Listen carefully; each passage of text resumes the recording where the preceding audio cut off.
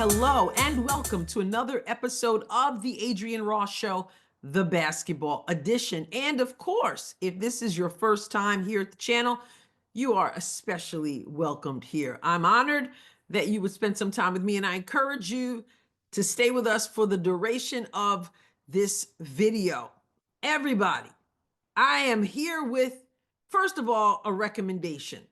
If you have not seen the video on Mailander podcast with Jensen. Jensen, of course, is the current head coach of the Iowa basketball team, women's basketball team. She was the assistant coach for many, many years with Lisa Bluter. And so obviously she is very familiar with Caitlyn Clark, and she's doing great things with Iowa this year. But this interview, y'all, you gotta see it. I noticed it come out a few days ago. I finally had an opportunity to see it earlier. And I want to break up a few things into different videos because there's so much meat. That's why I'm saying you should listen. If you've ever coached, if you've ever been coached, if you just like basketball, if you just like sports, or if you just have an appreciation for life and people and leadership, all of those things, I really encourage you to watch this video. And if you are interested at all in Caitlyn Clark, maybe you're a fan, maybe you're not a fan, maybe you just recognize the phenomenal player she is, whatever it is, maybe you can't stand her.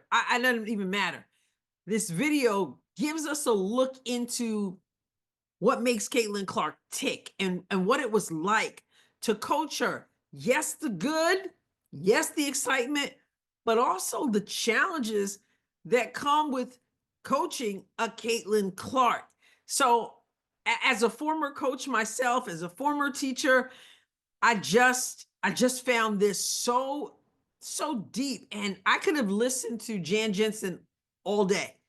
And the video it's over an hour, so it's almost all day. No, not really, but I could listen to her because she never skipped a beat.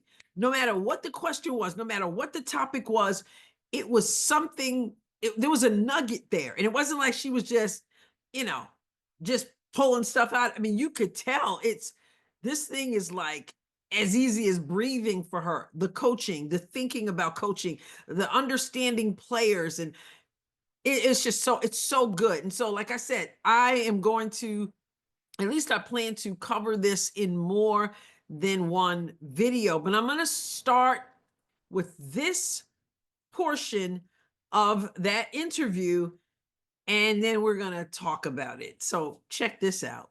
I think part of the brand there is that she does have an edge on the court. Mm-hmm. She can shoot the ball, obviously.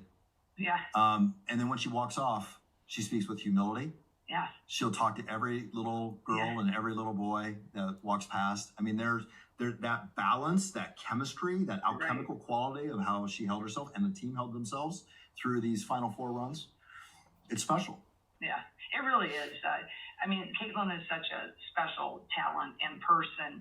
And the thing that's so cool about her, too, is like, she just hasn't really changed. She's always, she's going to spar with you. Yeah. But she always gets it.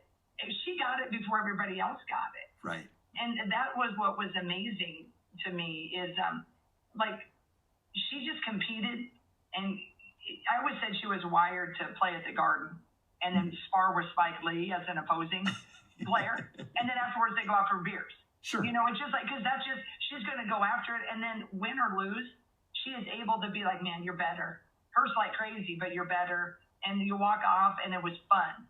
And your friends. That's where I think the people who really enjoy sport and competition, I mean, that's what they love. It's just that engagement. And the more it can be entertaining, that a kid like Caitlyn, it's amazing. Right. And then it was over. And so when it's over, like she's just hanging out with everybody else, and everybody from ESPN Sports Center to the local talk radio is trying to beat whatever topic to death. And she just moved on, and it's never really fazed her. I mean, the fame, the fortune, exactly the same. I mean, she just takes with the goofiest stuff still, Yeah, for sure. Love the passion I see from Coach Jensen. And passion recognizes passion. And she gives us a glimpse into how she views Caitlyn and how she views her passion. And I find it fascinating as a person of passion myself. Notice what she says. Now, I'm New York born and raised. I'm not in New York anymore, left a few years ago, but New York born and raised. So when she says that she feels like Caitlyn was wired to play in the Garden, obviously she's talking about the Garden, Madison Square Garden. And you got to be tough to play in the Garden. You've got to have some thick skin. And she mentions Spike Lee, because if you know anything about the New York Knicks, Spike Lee, courtside, talking junk. You go way back, he's talking junk with Reggie Miller of the Indiana Pacers. If you know what I'm talking about. He's also courtside for the finals of New York Liberty versus Minnesota Lynx. And Spike Lee is there. He's having epic battles with the Knicks opposing players as a huge Knicks fan himself. And God bless him, because the Knicks, if you've been looking for a championship over the years, my goodness, you ain't got one. So you're definitely a fan. But you got to have tough skin, because New Yorkers, they're going to love you and cheer for you when you're playing well, and they're going to boo you when you're not. It's just the way it is in New York. But what she's saying is that I feel like she's wired for that, because she can spar with the best of them. She's passionate. She's fiery, as people are playing in Madison Square Garden. But then notice what she says. She and Spike Lee will go at it. This is how she sees it. They would go at it, and then they'd go out and have drinks. Because again, if you're going to be in New York, you got to be tough. You've got to be in the moment, but then you have to be able to move on.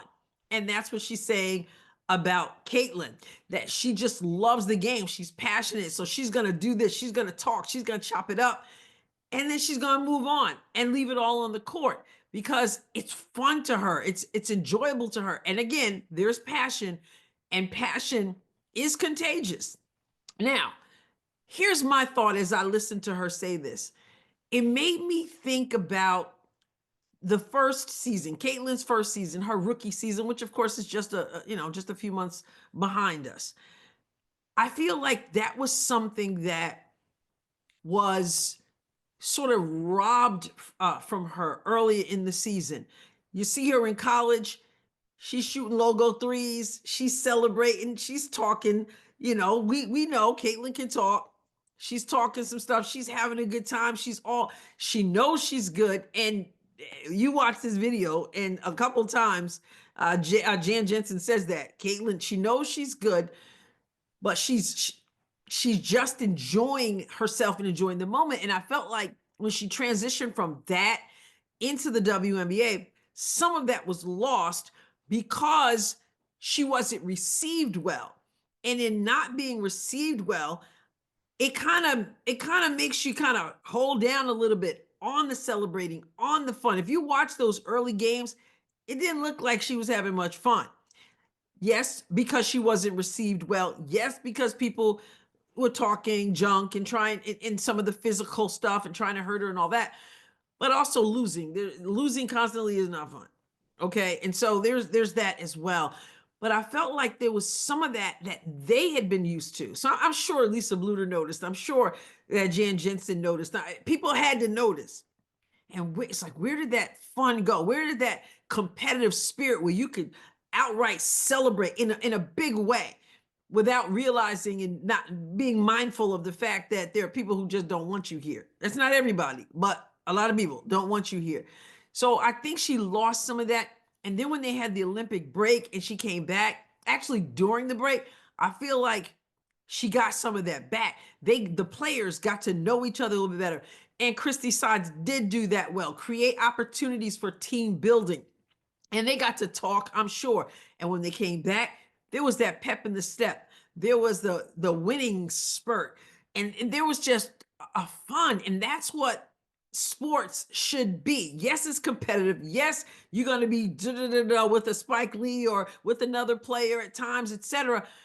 And that's okay. I mean, according to Gino Auriemma, that means that you should get your behind beat, which is ridiculous. That's not what it means. It means you're a competitor, but it doesn't mean that you hold grudges and plan to knock somebody out or anything like that. So when that second half of the season came, yeah, you saw the pep in the step. You saw the winning. You saw the camaraderie with the players.